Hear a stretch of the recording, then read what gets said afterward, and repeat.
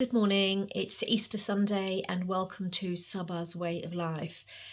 Over here in the UK, the clocks have also gone 1 hour ahead. So it's 9 o'clock in the morning now.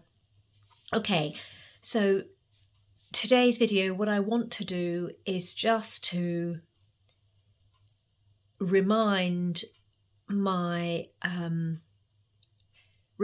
viewers of what this channel is about and what it isn't about, and then I'm going to share a really important subject that I'm going to talk about in the coming 3 days that I really want to focus on, but I'll do bits of it every day.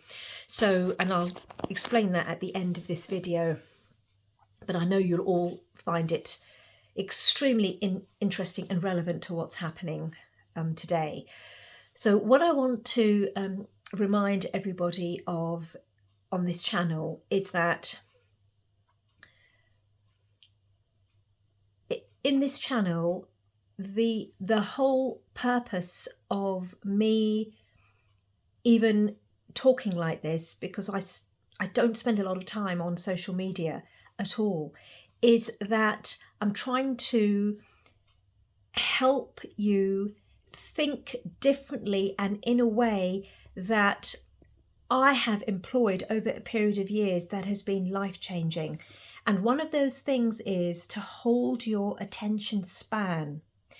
So you will find when you're listening to me speak, even now as I speak to you, you'll be thinking in your head, oh God, Saba, get to the point, get to the point. If you're thinking that, then, or you fast forward, then you're in, or even you double the speed, you're on the wrong channel. Because the whole purpose of this is for me to explain how the human mind has degraded, that it is unable to take in information that leads to the outcome. So you've all heard of that term, a means to an end. I did share in a previous video a book that I'm currently reading called The Technological Society by Jacques Ellul, and that was recommended through me listening to the work of Sam Gerrans. In that book, which I'm only in the first 2 chapters, Ellul describes very clearly that the downfall of society has been the technological advancement, where the interest has been on achieving something with efficiency. Now, whilst you could argue that in the Industrial Revolution we made machines so that we can achieve something efficiently, and we've come so far in that now that to a degree that even human beings aren't required anymore. For those of you who've done any work and research on artificial intelligence, AI, the point being is that we've forgotten the actual journey, the means to the end, the journey to that end. And that, as far as I am concerned, is what makes us human. Because when you listen to somebody's story and they talk from a place of universality, a universal mind, this is so linked to God as well. God is the mind behind the universe. So when somebody talks from a holistic place and a universal mind, you absorb the information in a different type of intelligent manner. And it's important to hold attention. I was speaking to a young boy yesterday, 10, 11, whose mother I'd been talking to about the importance of reading books. It's so important because the child goes off into his or her imagination, and that's gone now. And I was speaking to this young boy, and I think he's 11 now. And he had a book in his hand when I met him with his mother. And I said, how are you getting on with that storybook? And he said, it's lovely because when I'm reading it, he said, my mind starts thinking, and I go off into a different place, and I start thinking about things differently. These weren't his exact words. In fact, his words were much more acutely metaphorical than what I'm saying. I just can't remember it. But that inspired him to realize it's important to take the time to read, so you get into the mind of the reader and into the story, and then you understand that story in a different way, both in the literal, the metaphorical, and the universal, which is almost the mystical way. Now, this leads on, for those of you who've listened to every video, watched every video, and listened to my talks, what I have just said to you was in a previous talk that I did, when I read something to you from the book of Jesus's Word, the Cosmos. I can't remember the name of the book. But again, this is the point. The point I'm trying to make is that even for you, if you're a new viewer watching this, to understand this talk, you would be able to communicate with this talk, and your brain would be able to absorb its understanding in a much more significant and universal manner if you have listened to all the other talks from the very beginning. Because what's happening is that you're now getting into my mind to understand what I'm saying and what I mean by what I'm saying, and it will have a very significant impact on your life. Because I cannot get a message across and who I am and what makes me tick and what has given me this inspiration in life and why I am reading the Quran in English now at this time of my life, and what is going on in the world geopolitically and financially, and why I believe that every single thing that we are told is a lie, conclusively a lie. Everything about our his story is a lie, because it is his story. It's been rewritten by the victors, and actually more than just the victors, because who are these victors? Who are the elite? Who are the people? What is it? Is it a conspiracy theory or is it not? How would you know? I didn't come to that in 1 hour. It's years of questioning and critiquing, and thank God I still have that kind of a mind that isn't imprisoned anymore. And thank goodness I still possess a mind where I'm not thinking, hey ho, I know all this, but it doesn't affect me because I'll be dead. The people that are left behind can deal with it. That is an extremely selfish and, in fact, psychotic way to view life. Because we should be thinking about all the others, because we are them. And I have to remind myself sometimes that is the purpose that we're here.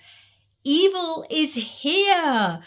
We are here to be able to navigate evil and recognize it and then move away from it. There can be no good choices without poor choices. So that's why I'm saying that it's really important for those of you who want to benefit from this channel and whatever I'm saying, and if you resonate with it, it's not for everybody, it's not meant to be, that you listen very carefully to what I'm saying for those 5, 10, 15 minutes. And it will have an extraordinary effect on your life in whatever way. So, that is everything I've said is the point of this conversation that I'm having with you today. Now, what I want to share as part of my talk, I might do it in one talk or over the next few days, is the subject of cancer. And it's nothing like it is going to be talking to you about the metaphoric and universal causes for this very selfish disease that has only become prevalent in our society today in relatively recent years. You know what I mean by that. And I have a book, a magical book that I read 3 or 4 years ago. And I'm going to explain how this book came into my life, because again, it was no coincidence, or it was a coincidence through synchronicity, and it's really important, and I'll explain that tomorrow. But I would like you all to pay attention to the reading that I'm going to do, and I would like you all, if you can, and if it's available, to get this book and read it yourself, if it's still available, because these are books again that were written 1920s, 30s, 40s, 50s. I can't remember when this one was written. It's fantastic. So pay attention. As far as yesterday, again, I'm digressing, but the inspiration for this conversation I'm having with you came from my wonderful day yesterday with an old friend of mine who lives near the coast down south, and we spent the whole day in Folkestone, and the weather was beautiful. We had no idea it was going to turn out so sunny and warm. It was like Mediterranean French weather, but then again, you are a hop and a skip away from Calais and from France and from Bruges and Brussels and Belgium, where we were.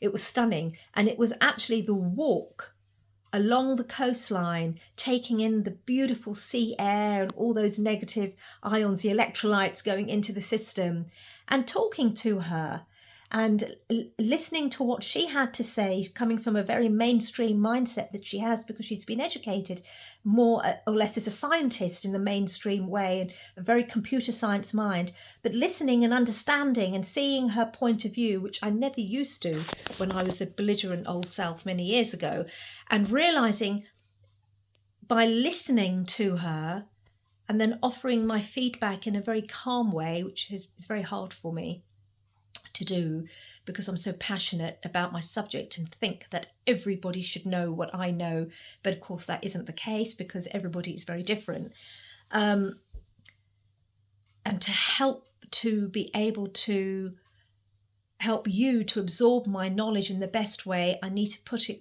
across in a way that's very calm, so that you're focusing on my words and not at the emotional way that I'm speaking to you. And it's something that this friend reminded me of yesterday, and it's important. That's why doing these things and going out and being around the right people is very important, and the environment that you're in.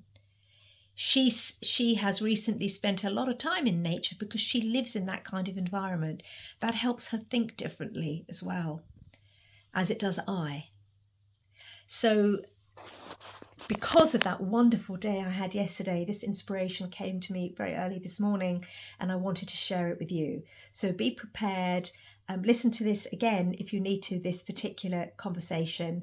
And then I'm going to talk quite a bit about what cancer is and what cancer isn't, so that you absorb, understand it, and share it with as many people as you can.